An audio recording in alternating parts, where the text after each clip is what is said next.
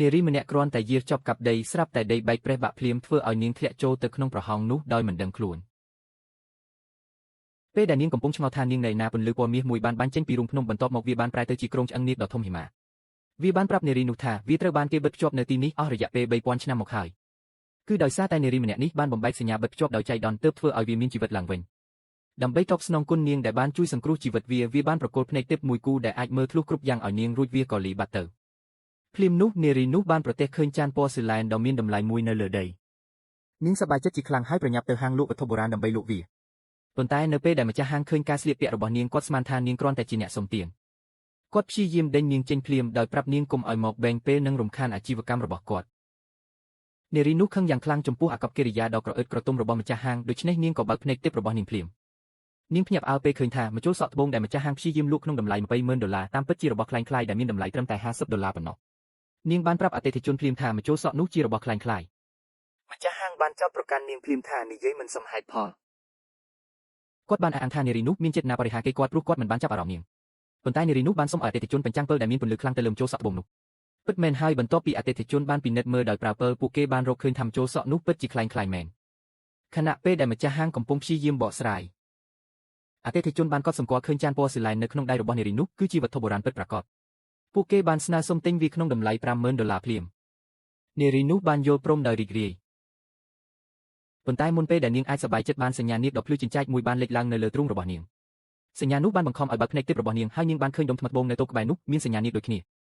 នារីនោះដឹងថាត្បូងនេះច្បាស់ជាមិនធម្មតាទេនាងបានចូលទៅជិតម្ចាស់តូកភ្លាមដើម្បីសួរតម្លៃប៉ុន្តែមុនពេលម្ចាស់តូកអាចនិយាយបានអតិថិជននៅជុំវិញនោះបានសើចចំអកឲ្យភាពល្ងងខ្លៅរបស់នាងពួកគេអះអាងថាវាគ្រាន់តែជាកាកសំណល់គ្មានតម្លៃអ្នកលក់ក៏គិតថានារីនោះមានភ្នែកមិនល្អដែរគាត់បានណែនាំនាងឲ្យជ្រើសរើសថ្មផ្សេងប៉ុន្តែនារីនោះមិនខ្វល់ទេនាងបានសួរម្ដងទៀតថាថ្មនោះតម្លៃប៉ុន្មានឃើញអាកប្បកិរិយាមើងម៉ាត់របស់នាងអ្នកលក់ក៏ប្រាប់តម្លៃ$500នារីនោះបានយល់ព្រមដោយមិនស្ទាក់ស្ទើរប៉ុន្តែនៅពេលដែលនារីនោះត្រឡប់ទៅផ្ទះវិញដោយក្តីរីករាយនាងបានឃើញជីដូនរបស់នាងដួលសន្លប់នៅលើឥដ្ឋនារីនោះស្ទុះទៅជួយលើកជីដូនរបស់នាងប៉ុន្តែទោះបីជានាងហើយយ៉ាងណាក៏ដោយក៏ជីដូនរបស់នាងមិនឆ្លើយតបសោះនាងប្រញាប់បីជីដូនទៅកាន់រូងភ្នំឆ្អឹងនាគនៅទីនោះនាងបានអង្វរឆ្អឹងនាគឲ្យជួយសង្គ្រោះជីដូនរបស់នាងគ្រាន់តែនិយាយចប់ភ្លាមឆ្អឹងនាគក៏លេចចេញមកនៅចំពោះមុខនាង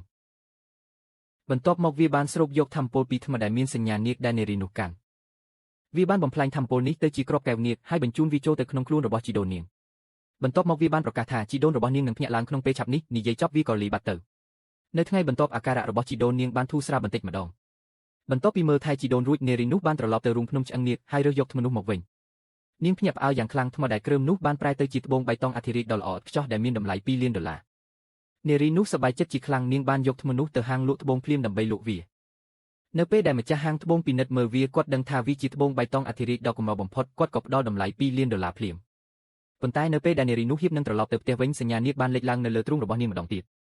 នាងបានដើរតាមការណែនាំរបស់សញ្ញានោះយ៉ាងលឿនទៅកាន់ខ្លោងទ្វារនៃភូមិគ្រឹះមួយនាងភ្ញាក់ផ្អើលណាស់ដែលភូមិគ្រឹះទំហំ500ម៉ែត្រការ៉េនេះត្រូវបានគេលក់ក្នុងតម្លៃត្រឹមតែ$50,000ប៉ុណ្ណោះនាងសម្រេចចិត្តទិញភូមិគ្រឹះនេះភ្លាមនោះម្ចាស់ភូមិគ្រឹះបានដើរចេញមកគាត់គឺជាបុរសដែលបានទិញចានពណ៌ស៊ីឡែនរបស់នាងកាលពីម្សិលមិញគាត់បានអញ្ជើញនារីនោះឲ្យចូលទស្សនាភូមិគ្រឹះរបស់គាត់ប៉ុន្តែគ្រាន់តែនាងឈានជើងចូលក្នុងបន្ទប់ទទួលភ្ញៀវនាងបានឃើញគ្រឿងលម្អតូចមួយបញ្ចេញពន្លឺពណ៌មាសនាងដឹងភ្លាមថាគ្រឿងលម្អនេះច្បាស់ជាមានថាមពលខ្លាំងក្លានាងបានសួរបុរសនោះភ្លាមថាហេតុអ្វីបានជាគាត់លក់ភូមិគ្រឹះថប់ម្ល៉េះបុរសនោះបានពន្យល់ថាតាំងពីគាត់និងប្រពន្ធរបស់គាត់រើចូលមកពួកគេមានបញ្ហាសុខភាពគ្រប់បែបយ៉ាងគាត់ជឿថាភូមិគ្រឹះនេះត្រូវបណ្ដាសាទើបគាត់ចង់លក់វាឲ្យបានឆាប់តាមដែលអាចធ្វើទៅបាននារីនោះនិយាយភ្លាមថានាងនឹងទិញភូមិគ្រឹះនេះនាងដឹងច្បាស់ថាគ្មានបណ្ដាសាអ្វីទេគឺមកពីគ្រឿងលម្អតូចមួយនោះដូច្នេះនាងបានផ្ទេរប្រាក់$50,000ទៅឲ្យបុរសនោះយ៉ាងលឿនលុះដល់ពេលល្ងាចនារីនោះបានយកគ្រឿងលម្អតូចនោះពីភូមិគ្រឹះទៅកាន់ច្រកចូលរូងភ្នំឆ្អឹងនាគខណៈដែលពន្លឺពណ៌មាសបានបាញ់ចេញមកឆ្អឹងនាគបានលេចចេញមកនៅចំពោះមុខនាងនារីនោះបានប្រគល់គ្រឿងលម្អដែលមានថាមពលខ្លាំងនោះទៅឲ្យឆ្អឹងនាគចាប់ផ្ដើមស្រូបយកគ្រឿងលម្អនោះដោយមិនស្ទាក់ស្ទើរបន្ទាប់ពីស្រូបយកថាមពលរួចវាបានប្រែទៅជានាគមាសប៉ុន្តែមួយវិនាទីក្រោយមកនារីនោះភ្ញាក់ផ្អើលពេលឃើញនាគមាសប្រែទៅជានាគបុរាណវិញនាគបុរាណបានពន្យល់ថាថាមពលពីសម្បត្តិរបស់នារីនោះមានកម្រិតវាមិនគ្រប់គ្រាន់ដើម្បីបង្កើតរាងកាយនាគមាសដ៏ល្អឥតខ្ចោះនោះទេនារីនោះបានធានាដល់នាគបុរាណថានាងនឹងបន្តស្វែងរកសម្បត្តិបន្ថែមទៀតបន្ទាប់មកនាងបានរើសយកគ្រឿងលម្អដែលត្រូវបាននាគបុរាណស្រូបយកថាមពលអស់នាងភ្ញាក់ផ្អើលយ៉ាងខ្លាំងវាបានប្រែទៅជាសម្បត្តិដ៏មានតម្លៃមហាសាលដែលមានតម្លៃ$200,000 នាងដឹងថាវត្ថុណាមួយដែលត្រូវបានស្រូបយកដោយឆ្អឹងនាគអាចក្លាយជាសម្បត្តិដ៏មានតម្លៃបន្ទាប់មកឆ្អឹងនាគបានប្រគល់គ្រាប់កែវនាគមួយឲ្យនារីនោះវាថែមទាំងផ្ដល់ឲ្យនាងនៅវេទមន្តកម្ពុជាដើម្បីបន្សុទ្ធគ្រាប់កែវនាគទៀតផង